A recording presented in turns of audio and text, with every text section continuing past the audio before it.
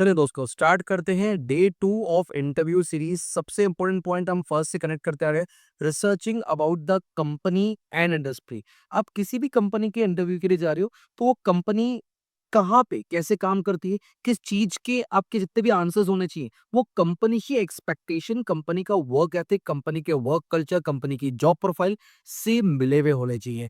अगर मैं बहुत एग्जांपल बात करूं तो जैसे आरती शिम के बहुत सारे इंटरव्यूज है हमारे पास, तो वहां पे एक कॉमन फैक्टर होता है कि आरती शिम जो काम करती है वो वेल्थ मैनेजमेंट का करती है, वो पोर्टफोलियो मैनेजमेंट का करती है, वो बॉन्ड्स का करती है, डेरिवेटिव्स का करती है। तो इसके लिए जिन जिन लोगों को थोड़ा बहुत सीएफए के लेवल्स क्लियर होते हैं या जिनको बॉन्ड्स का नॉलेज होता है, डेरिवेटिव्स का नॉलेज होता है, तो उस पे बेस्ड क्वेश्चन बहुत सारे आते हैं और उसी से कंपनी आपका प्लेसमेंट वैल्यू डिटरमाइन करती है। तो क्या कंपनी की वजह से इंपॉर्टेंट होती है? हाँ, कहीं ना कहीं आपको एम्प्लॉयर को ये प्रूव करना होता है कि आप जेन्युइनली कंपनी के बारे में जानते हो और आप कंपनी के जॉब के लिए जेन्युइनली फिट करते हो। अगर अपन बात करें, इससे कहीं ना कहीं आपको एक रोल, जो कंपनी का रोल है वहां पे आपको एक हेल्प मिलती है। Let's move further. अगर अपन करें रिसर्च कंपनी कैसे करें, तो कंपनी की वेबसाइट होती है, कंपनी की प्री प्लेसमेंट टॉक्स होती है, कंपनी में जो प्रीवियस आपके लोग गए हुए हैं आप लिंक्डइन पर उनसे कनेक्ट कर सकते हो। तो कहीं ना कहीं कंपनी के न्यूज आर्टिकल्स होते हैं, कंपनी के नए जॉब रोल्स होते हैं। तो लिंक्डइन पे उन कंपनी की प्रोफाइल्स पे जाओ, वहां पे एक एम्प्लॉय सेक्शन होता है। तो अगर आप किसी कंपनी के लिए टारगेट कर रहे हो और उस कंपनी में आपको पता है ऑलरेडी 500 एम्प्लॉयज वर्क करते हैं, तो उस 500 एम्प्लॉयज में जिस जॉब वर्क के लिए आप जा रहे हो उन सब पे invitation to follow, invitation to connect कर दो। तो जैसे ही आप इन्विटेशन टू फॉलो या कनेक्ट करोगे तो आप उनसे एक सॉफ्ट टॉक कर सकते हो, उनकी प्रोफाइल देख के खुद की प्रोफाइल को थोड़ी मिरर बिल्ड कर सकते हो। तो कहीं ना कहीं ये चीजें आपको हेल्प करती है। कंपनी की एनुअल रिपोर्ट आपको बहुत नॉलेज देती है कि कंपनी का प्रॉफिट कितना रहा, कंपनी का टर्नओवर कितना रहा। मैं अगर बात करूं और मेरा एक स्टूडेंट था अभी पैटर्न्स कंपनी के बारे में, तो उसके मार्केटिंग बेस्ड जॉब थी। तो इंटरव्यू होते होते ही उसने कंपनी में बोल दिया, सर मुझे ऐसा लग रहा है कि पिछले 3 साल से आपका प्रॉफिट कंटिन्यूसली थोड़ा सा गिर रहा है और उसके मेकर हिसाब से ये रीजंस आइडेंटिफाई करे हैं। कंपनी के जो इंटरव्यू था वो शॉक हो गया था इस बात से कि हाउ डू यू नो कि हमारा प्रॉफिट है? आपकी एनुअल रिपोर्ट ने बताया कि आपका देखो 2020 का ये प्रॉफिट था, 21 में प्रॉफिट आपका 10% से गिरा, 22 में प्रॉफिट आपका 20% से गिरा है। और इस प्रॉफिट गिरने के कारण अगर आप देखोगे तो आपकी यहाँ पे ऑपरेटिंग कॉस्ट बढ़ रही है, यहाँ पे आप इस मार्केट को टैप नहीं कर पा रहे हो, कहीं ना कहीं आपके मार्केटिंग पे जो एनुअल बजट है वो कम होते जा रहा है।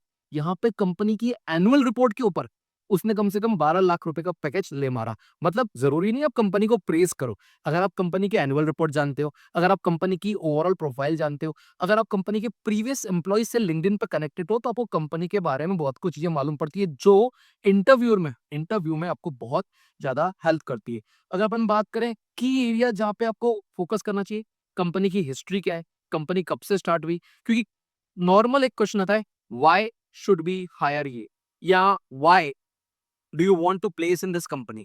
तो सबसे पहला आंसर होना चाहिए सर आपकी कंपनी की लॉन्ग लास्टिंग लीगेसी है।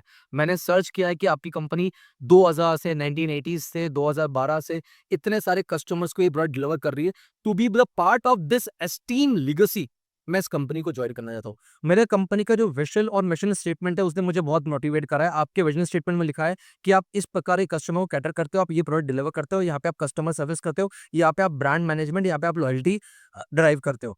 अगर आपकी कंपनी के विजन और मिशन स्टेटमेंट से अगर आप कंपनी का इंटरव्यू क्रैक करोगे तो अगेन आपको एक एक्स्ट्रा एज एडवांटेज मिल जाएगा कंपनी के प्रोडक्ट्स या सर्विसेज। बहुत बहुत फ्रैंकली, अगर आप कोई ऐसी बेस्ड एफएमसीजी बेस्ड कंपनी में जा रहे हो या किसी ऑटोमोबाइल सेक्टर की कंपनी में जा रहे हो, वहां पे वो बोलता है व्हाई शुड बी हायर ही, तो आप बहुत एक बोलते हैं ना कि एक सॉफ्ट पुलिंग बोलते हैं, sir I hope this car. तो आप बोल सकते हो सर मैं आपकी कार चलाता हूँ, मैं आपका एक जेन्युइन कस्टमर हूँ, मुझे कस्ट कंपनी इतनी सर्विस देती है ये। सर क्या ऐसा बोलना चाहिए इंटरव्यू में?